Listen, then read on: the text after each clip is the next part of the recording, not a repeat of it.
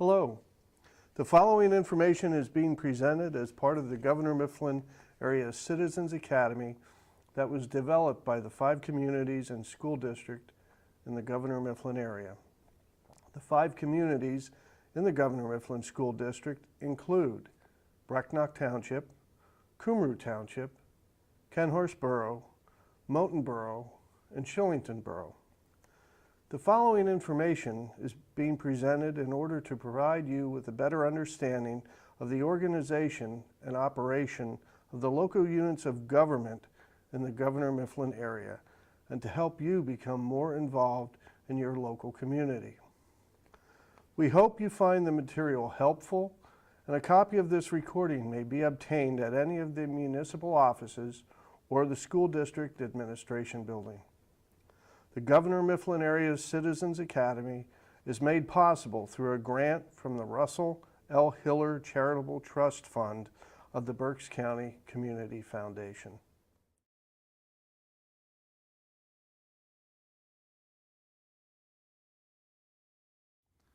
Hello, my name is E.J. Walsh, and I'm a professional engineer in the Commonwealth of Pennsylvania. Today we're here to talk about planning and zoning and how it impacts local municipalities.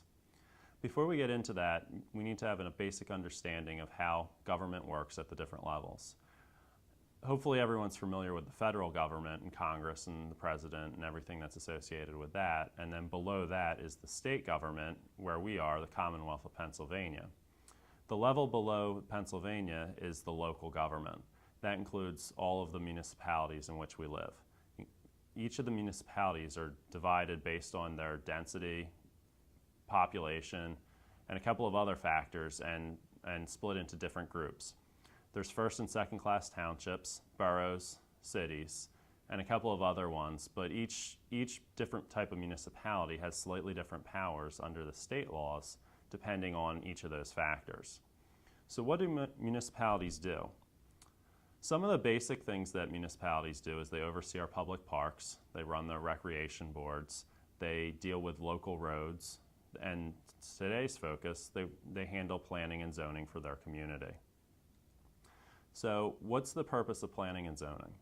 The purpose of planning and zoning is to implement a master plan for a community and to really to provide a guide for the long-term growth of that community on a local level. One of the key factors is to segregate uses that are not compatible. Most of us wouldn't want to have a large-scale industrial facility with trucks coming in at 2 in the morning in our backyard or in the middle of our residential neighborhood. Likewise, the industrial facility doesn't want to have to deal with the neighbors complaining to them being located in there. So those would be considered not compatible uses. However, local restaurants, cafes, bookstores, things like that may go well with a residential area in a mixed-use setting. So all those different uses get taken into effect as the township starts to look at their planning and zoning. As they start looking at it, they look at those plus a couple other factors. They look at traffic control. They look at infrastructure. Where do they need roads? Are the roads suitable for what they want to do? And they look at the long-term plans of the municipality. Do they want to be a large-scale industrial municipality, or do they want to be more of a quaint little town-style setting? So once they've answered the big questions and have a goal in mind, then they start putting together their zoning map.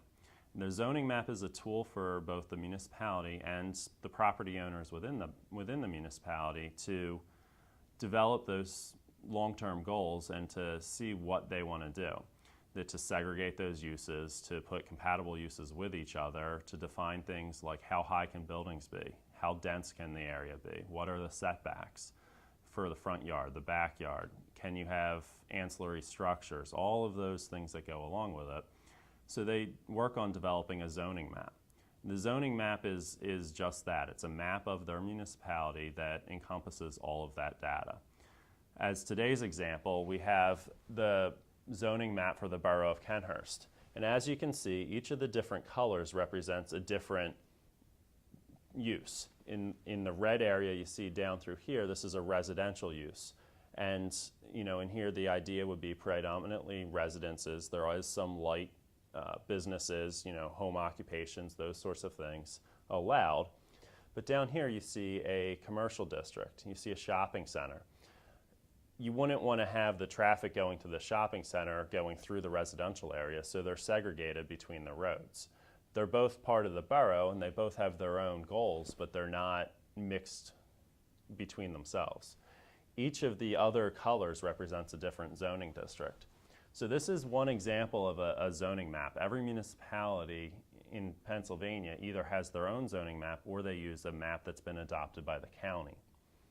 In Berks County, almost all of the municipalities have chosen to create their own zoning maps. Once you have a zoning map put together, the next step is to develop your zoning ordinance and your subdivision and land development ordinance. These are the written documents that go with the zoning map and allow the municipality to get their goals on paper long terms. A good way to think about it is the zoning map is the big picture. It's the things like building height, where can you do certain things within the municipality.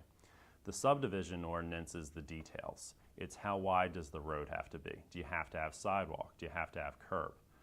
And all the other details that go with it. So those two documents then become the foundation of planning and zoning for a municipality. To actually implement a zoning and subdivision ordinance, there's a couple of steps on the local level. The local government gets its authority through the Municipality Planning Code in the state of Pennsylvania. With that, the governing body is appointed by municipal residents as part of the election process that's done, with regular elections the same time all the state and federal officials are appointed. Once those governing body is in place, that body can choose to appoint boards and commissions. Some of these commissions can include things like the parks and recs, who runs the local snack stand at the park, who decides what we're going to do there. It can include things like a financial advisory board. And two that are under the Municipal Planning Code is the Planning Commission and the Zoning Hearing Board. Both of these boards have their own purposes. They're two separate boards comprised of separate members. The members of the boards are appointed by the elected officials and serve for a period of time. They use those guidance documents, the zoning ordinance and subdivision and land development ordinance and the zoning map, to interpret what developers and residents of the community want to do, and also to see that the goals of the community are reached. So what happens when two municipalities come together? What happens at that line? If we looked at the Kenhurst map and we have that ordinance or that zoning map put together, and all of those boundaries between the different districts are compatible. So what happens when two municipal boundaries come together? Through those uses that we've seen on the Kenhurst map, all those lines have been defined based on roads and based on compatible uses between the districts. Where two municipal boundaries come together, the municipality has a couple of choices on how they want to interact with other municipalities. One is to do nothing. One is that each of their maps are their own maps and they stand alone. This may create an area where one municipality has an industrial district next to the neighborhood district in another one, creating that scenario that typically we don't want. A better option is if each of the municipalities look at the county's map, the county's developed a comprehensive plan which is very similar to a zoning map, only it's for the entire county.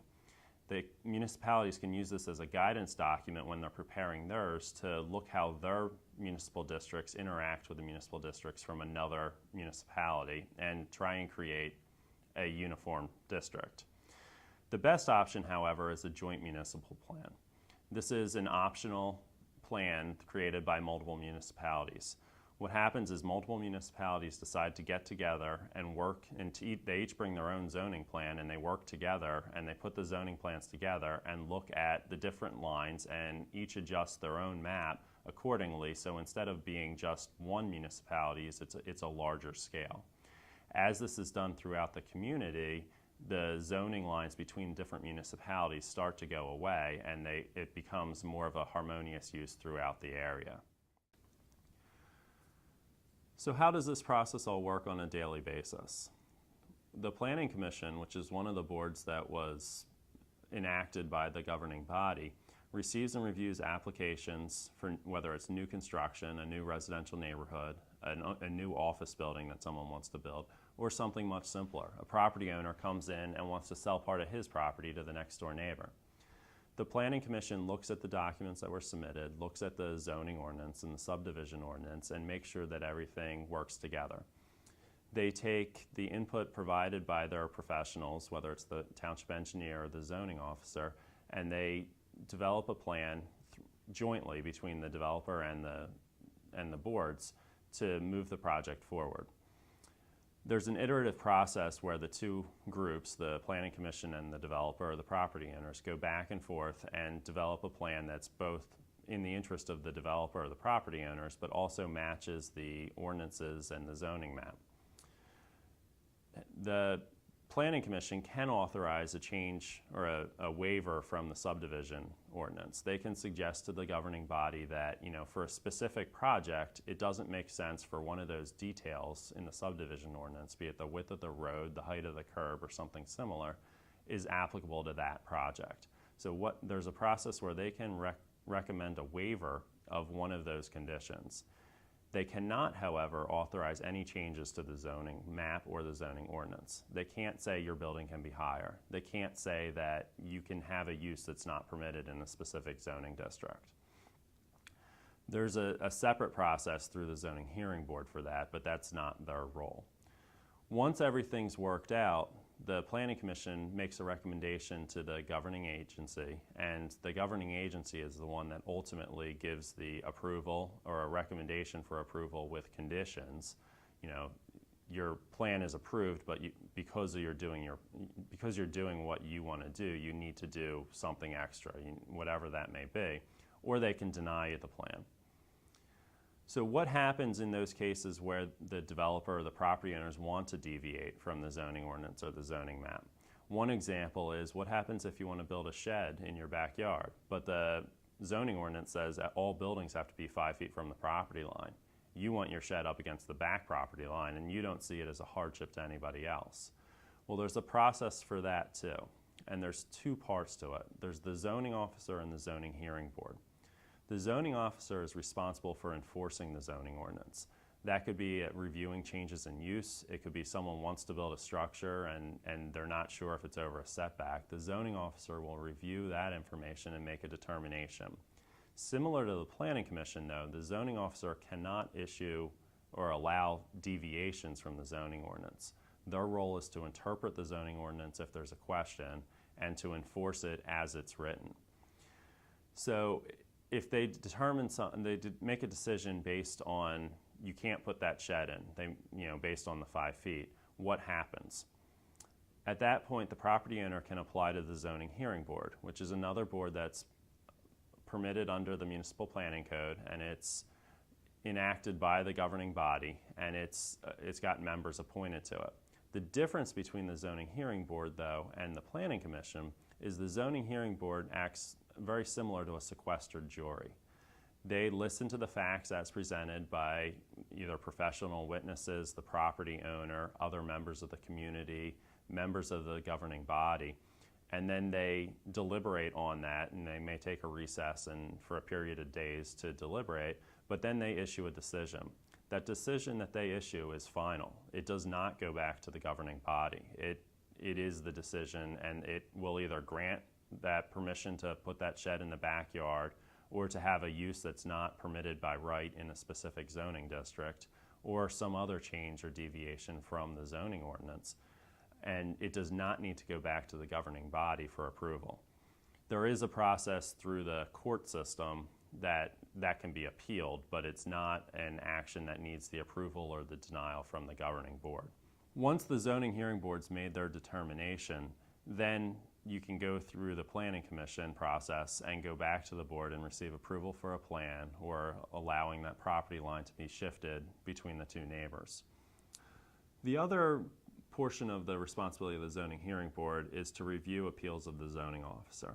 If the zoning officer determines that you couldn't have that shed and you think you can, or they interpreted something that a property owner or a developer thinks is gray and it's not clear cut, the property owner or the developer can appeal that decision to the zoning hearing board. That's a formal process, very similar to a court proceeding with a stenographer that's taking minutes and formal evidence being presented and professional witnesses. That process, though, works the same way, that the zoning hearing board listens to the information presented and makes a decision based specifically for that case. It's not a change in the zoning ordinance, it's a specific interpretation for the property that's being reviewed.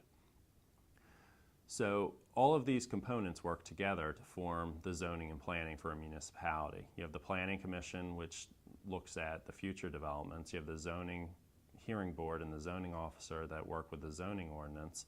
And you have the higher government and the higher levels of government within the municipality, the Board of Supervisors, Borough Council, or the commissioners for a first-class municipality that interpret all this information, and that process is hopefully updated over time to incorporate any changes through the municipality. So what are some changes and what are some trends that might require changes to a municipality's zoning ordinance and subdivision and land development ordinance? Currently, there's a couple of them, and the first, like we just mentioned, is the makeup of a municipality. It may be that the municipality had envisioned themselves to be that small town with predominantly residential, and over the last couple of years, a lot of businesses have come in. There's kind of been a change of heart of the municipality that, no, they like that, and they want to see more of that. So they may choose to go and revamp their zoning plan and their zoning ordinance to allow more of that, or allow that in a specific area of the township. Demographics play into it a lot as well. You know, if you have a municipality that has a large percentage of kids, there's going to be more of a focus on open space and parks and kid-friendly features in those parks. If you have a demographics that's more of an older population, I'm sure there'll still be a park somewhere in the township, but the focus may be more on walking trails and benches and more of a scenic aspect as opposed to that large-scale parks. So a couple of other changes that require alterations, over the last couple of years is new technology. Things like cell towers, solar panels, and wind turbines. All of these present unique challenges to a municipality. Sure, by right, was it within your property right to have a solar panel or wind turbine or alternate energy on your property? Sure. However, it's not your right to implement or impose on another property. If you've got a wind turbine, it may be 200 feet in the air. That turbine, as long as it doesn't fall, may be great, but if something happens, you may not only impact your property, you may impact the property next to you and even the one beyond that. Those are the things that a municipality has to consider when they look at the different types of technology and say, how does this impact us? Does it create a hardship or a negative impact to another neighbor? And maybe, well, you can have a wind turbine, we're going to put certain limits on it. It can't be over a certain height, or you have to have insurance. So technology, as it progresses, creates changes to the zoning map because all of a sudden, okay, you can have that, but your minimum lot size went up, or another change needed to take place.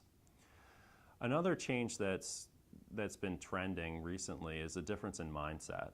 Some of the industry buzzwords that have been going around are sustainable growth, green, traffic congestion, and the concept of preserving older neighborhoods. All of these, while noble causes, present their unique challenges to a zoning map and a zoning plan and planning for a community. Sustainable growth, the idea that a municipality may want to have a traffic center, they may want to have public transportation, they may want to encourage these roads to be used by shared rides, but these roads not. So how does that all play together? Those are all things that, as the mindsets change, the zoning map and the subdivision ordinance that supports it all need to be periodically reviewed and updated. The last major change that's been trending recently is changes in federal and state laws and policies. As the federal government or the state government creates new policies or alters existing policies, there's a ripple down effect that local governments then need to play catch up and incorporate that into their ordinances. Most recently, one of the big changes has been changes to stormwater and preserving stream quality. A lot of new regulations have been passed at the federal and state level that require local municipalities to alter their subdivision and land development ordinance and create certain requirements for developers and allow and not allow certain types of improvements to be constructed with those new developments. So all of these different things create changes that need to be reviewed, and as part of that review, the zoning map, the zoning ordinance, and the subdivision ordinance all need to be periodically updated. Thanks again for listening. My name is E.J. Walsh.